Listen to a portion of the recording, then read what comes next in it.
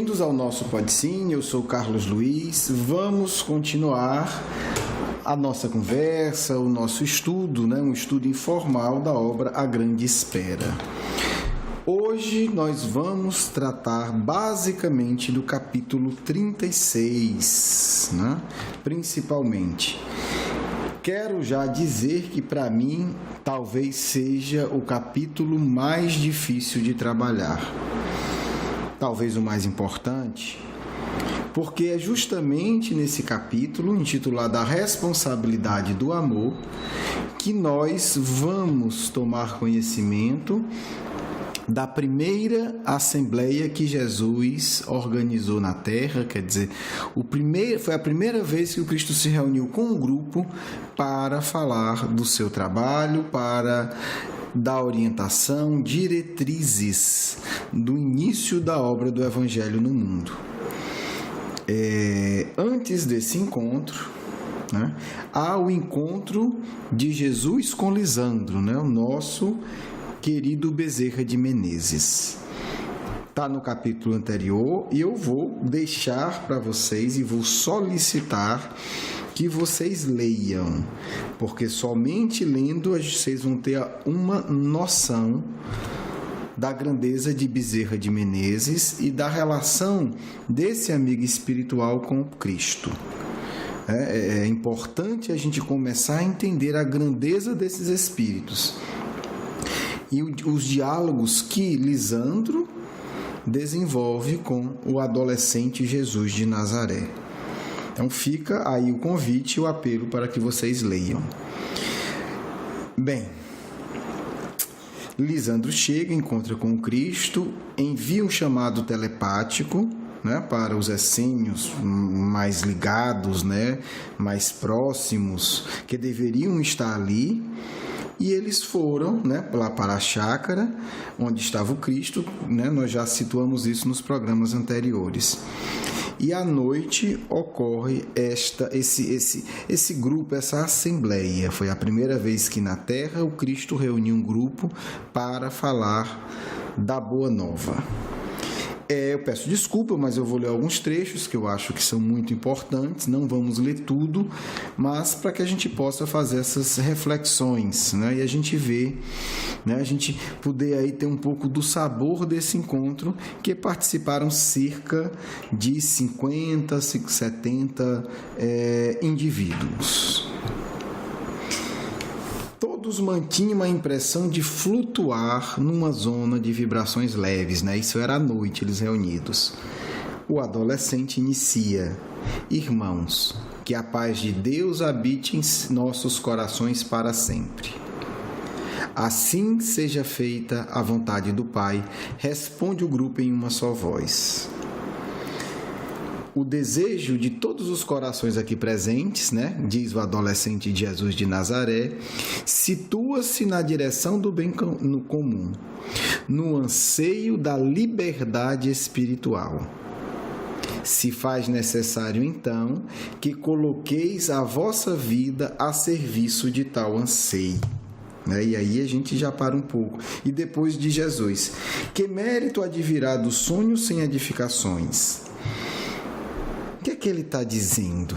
Nós chegamos num patamar, numa situação evolutiva, em que desabrocha esse anseio profundo de liberdade espiritual, alcançado apenas com a dedicação do bem comum. O que fazer para alcançar essa grande liberdade espiritual?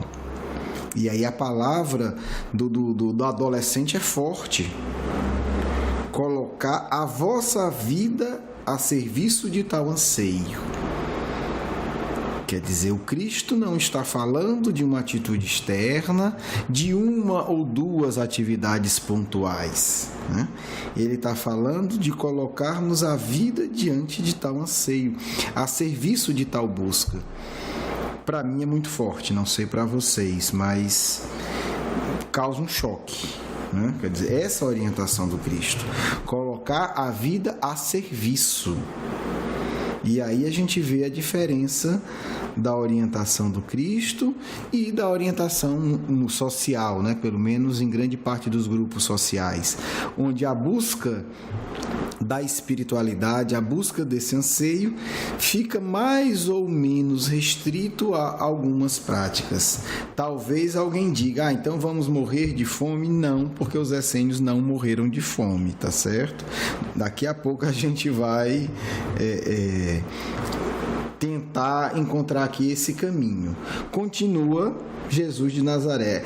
O Eurípides Marcos, né, que escreve o livro, não dá a data exata, mas a gente, né, vai inferir aqui que é alguma coisa, e no momento ele fala, né, entre 14 e 16 anos, alguma coisa do tipo, que era mais ou menos a idade do Marcos também. Continua Jesus adolescente, né? Irmãos, o vosso ideal é belo pelos princípios, mas deveis iluminá-lo ainda mais pelo constante dar-se aos semelhantes.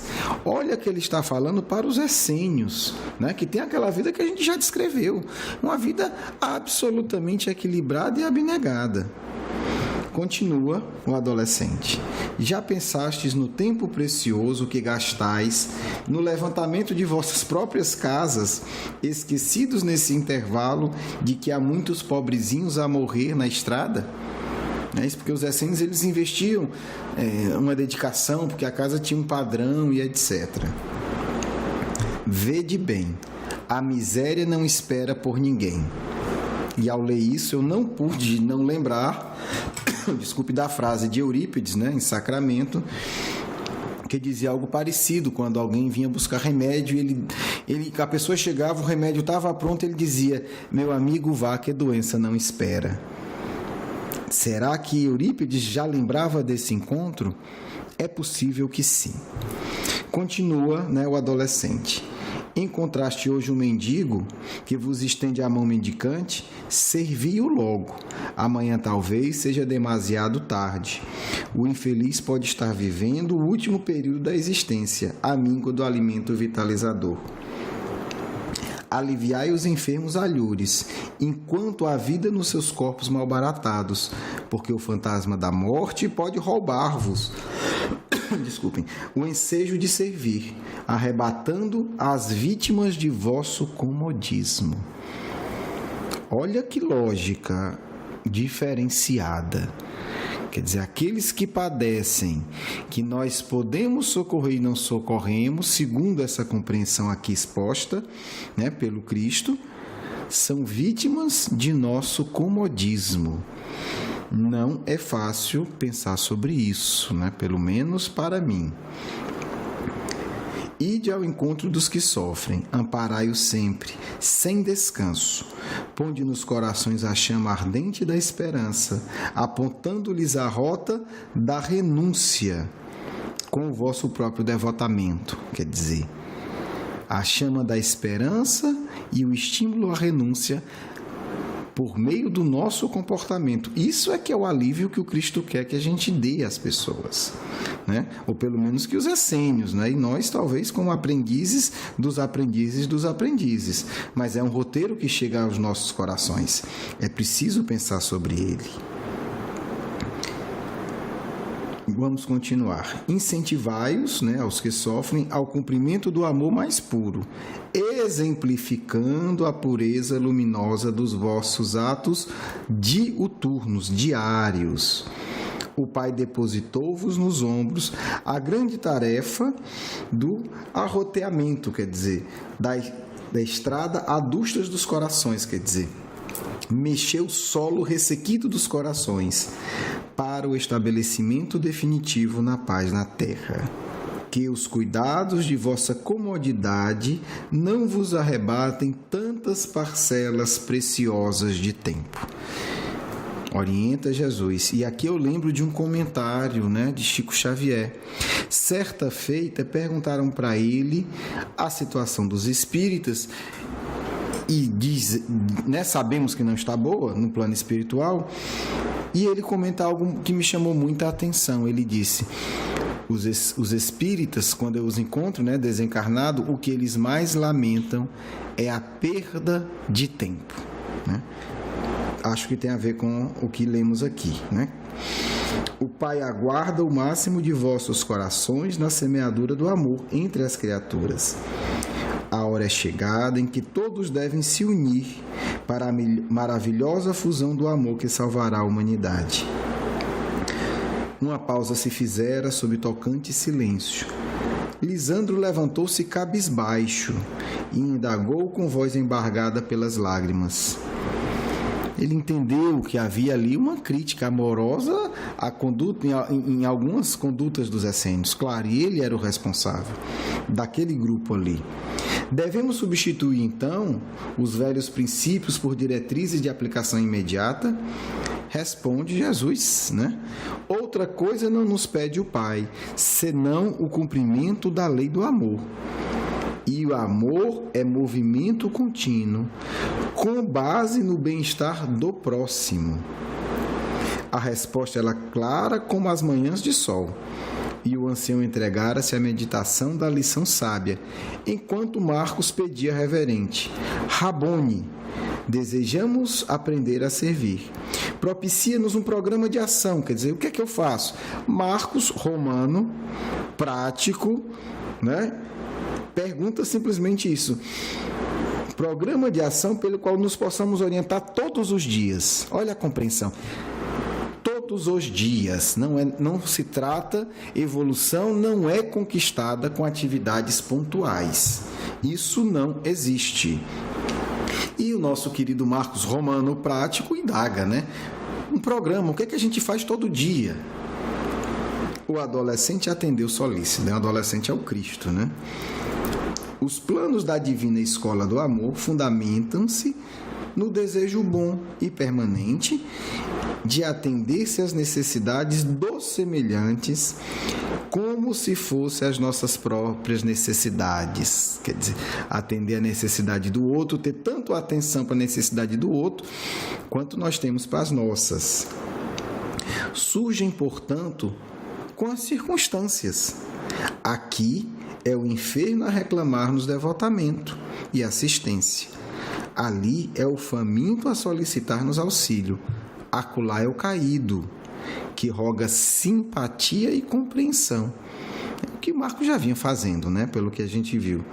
Nosso programa baseia-se nas necessidades do próximo, efetivando-se na razão direta das circunstâncias de tempo. Aproveitemos, pois, a oportunidade do hoje, porque o amanhã apresentará invariavelmente ensejos novos de serviço e ninguém pode garantir o exato cumprimento de obrigações acumuladas. Quer dizer, o que é, né, no meu limitado a entender, o que é que o Cristo está dizendo aqui para Eurípides? Eurípides pede uma coisa prática, ele diz: eis a regra, atenda a necessidade do outro como se fosse sua. Né? E fique atento, porque as circunstâncias do momento vão nos mostrar o que se tem que fazer a cada momento. Né? O enfermo, o faminto, o caído, o necessitado. Quer dizer, quando ele fala enfermo, faminto e caído, ele está dando aí símbolos das necessidades humanas. Né? São momentos de fragilidade do ser. Né? Estar doente é um momento de fragilidade, e estar doente sem amparo é doloroso, né? Todos nós temos uma noção do que é isso, mínima que seja, nós temos. Estar faminto é também uma situação de fragilidade, né? O enfermo requer assistência e devotamento, o faminto requer auxílio, e o caído não é quem tropeçou, né, gente? O caído é o que está desviado do bem, né? O que é o vicioso, é o que está, né, totalmente com a vida longe, profundamente longe de paz e de Deus. O que é que ele roga? Simpatia e compreensão. Jesus não mandou dar sermão em ninguém. Simpatia e compreensão. Obviamente é muito mais difícil ser compreensível e simpático com pessoas que nos perturbam a paz, que nos atormentam, que nos incomodam de uma maneira ou de outra, do que dar um sermão, né? Porque no sermão a gente também já se vinga de uma parte das coisas que a gente quer, né? Já fala e tal. Simpatia e compreensão é bem mais desafiador. Novo silêncio caiu sob a assistência emocionada. absorvida no santo interesse das coisas divinas. Quem sabe, né, meu intervalo aqui para comentários fora do texto, quem sabe quando a gente desencarnar, se a gente não tem um méritozinho, ou pede aí a misericórdia dos amigos e assiste essa assembleia, né? Quem sabe? Bem, e aí o adolescente irá falar outra coisa, né? Vários outros pontos. E aí vai comentar algo que me chamou muita atenção, né? Ele vai falar da necessidade da divulgação do amor e vai fazer o seguinte comentário, né? Se em cada esquina da dor postasse um soldado da esperança, e a gente sabe que Eurípides sempre valorizou muito a esperança, inclusive colocando o nome Esperança na farmácia, né, em Sacramento, em breve as ruas do mundo se iluminarão com as graças do eterno amor. No entanto, prosseguiu o adolescente, os servidores da boa nova, da boa causa, enfecham-se em reduzido número, e sua quase totalidade acha-se sob a bandeira essênia. E a gente sabe que ali não tinham muitos, né? Estou falando de 50. Né? E sabe que os outros povoados, alguns se desviaram, né? Pela questão da riqueza e etc. Após pequena pausa, o jovem assinalou: assim necessário se faz, enviei os companheiros aos antros da revolta, onde predominam as aflições. E aí a gente vai pegar esse ponto. É muito mais difícil lidar com a revolta, porque para a gente, pelo menos para mim, é muito mais fácil lidar com um necessitado humilde. Não exige tanto. A gente está dando, ele está recebendo com gratidão, que bom. Difícil é lidar com espíritos revoltados, onde a gente tenta ajudar e eles tentam nos agredir, porque estão aflitos, porque estão desesperados. Hoje mais que ontem, continua, os escolhidos da divina misericórdia devem dar o testemunho da bondade, do devotamento e da compreensão. Não é fácil, né, gente? É um desafio que temos que encarar. Outra não é a tarefa que o Pai vos confiou ao coração. A dor permanecerá na terra até que o amor se derrame em todas as consciências, impulsionando os servidores para a suprema sabedoria. Se não recebeis a lição, como havereis de compreendê-la? Vede bem. Aí se encontra o ponto culminante dos que, como vós, vem acompanhando a marcha evolutiva do orbe desde a primeira hora. Olha aí. Então, esses espíritos que ele está falando, eles acompanham a evolução do planeta. Ele não fala das nossas sociedades. Quando a gente fala marcha evolutiva do planeta desde a primeira hora, nós estamos aí falando de bilhões de anos. Marcos, né, voltara-se profundamente interessado na informação, né? Eu vou dizer a informação que ele queria, né? E o que é que eu tenho a ver com isso, né? Qual é a minha relação? Mas ele fica envergonhado.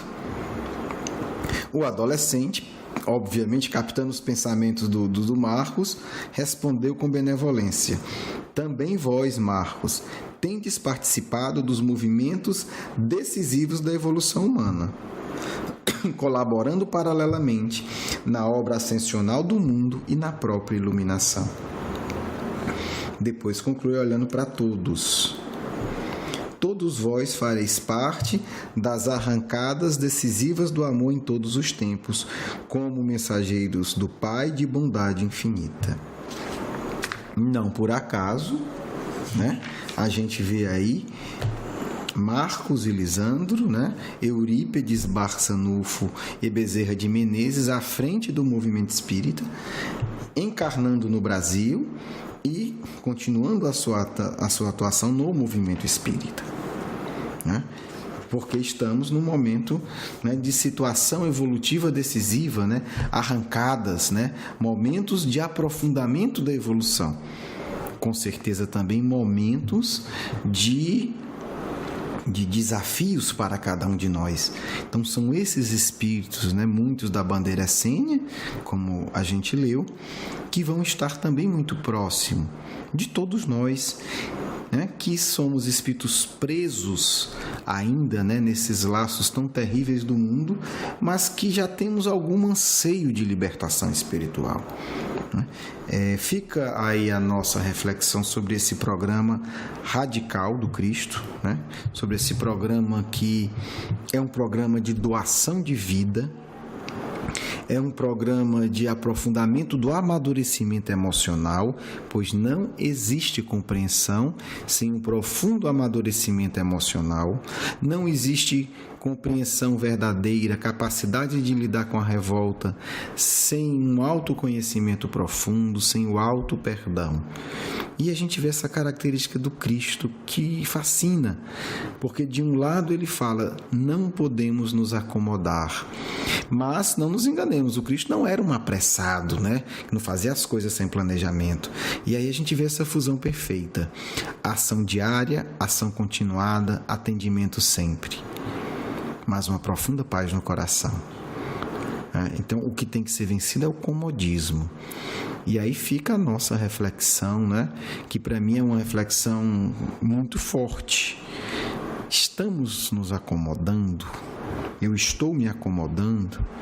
Em que medida eu pelo menos caminho em direção ao programa verdadeiro do Cristo? Devotamento, compreensão, renúncia, simpatia e fraternidades verdadeiras. Atendimento aos enfermos, aos famintos e aos caídos. Até que ponto eu estou me preparando para um dia atuar lidando com o que ele chama dos antros da revolta.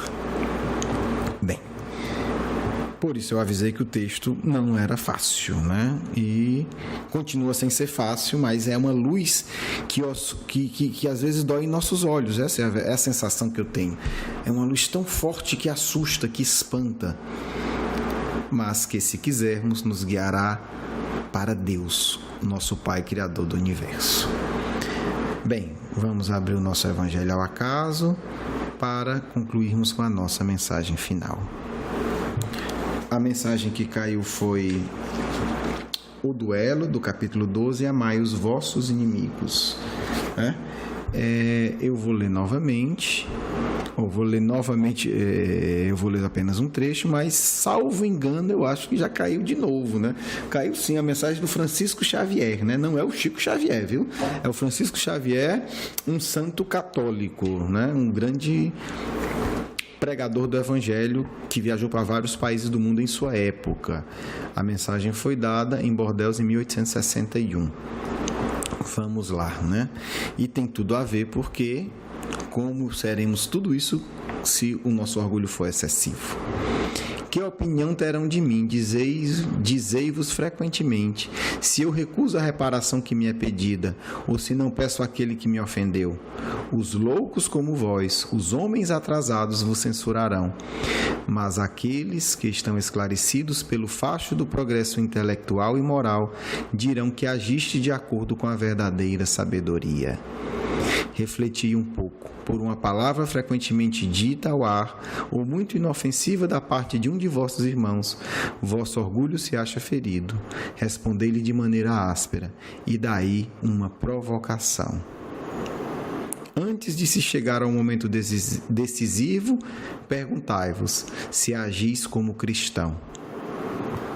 Pai de amor e bondade, rogamos tua proteção em nome do Cristo, dos amigos essênios que com ele iniciaram intensivamente a tarefa de transformação dos nossos corações ainda rebeldes e ressequidos.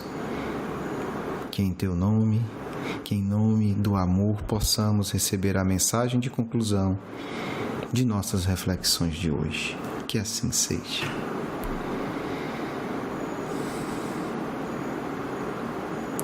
Caros irmãos, a voz do Cordeiro de Deus ainda ecoa em nossos corações a nos dizer: amem mais aos que mais sofrem, renunciem aos vossos gostos terrenos, para que o amor divino potencialize o vosso coração e a vossa ação. Não é preciso nada mais além do amor. Tudo é pequeno ante a grandeza de Deus. Tudo é menor ante a necessidade de amar. Aprendam a amar. Essa é a mensagem desafiadora do enviado de Deus ao mundo. Silenciem vossas mágoas, transformando-as em compreensão e paz.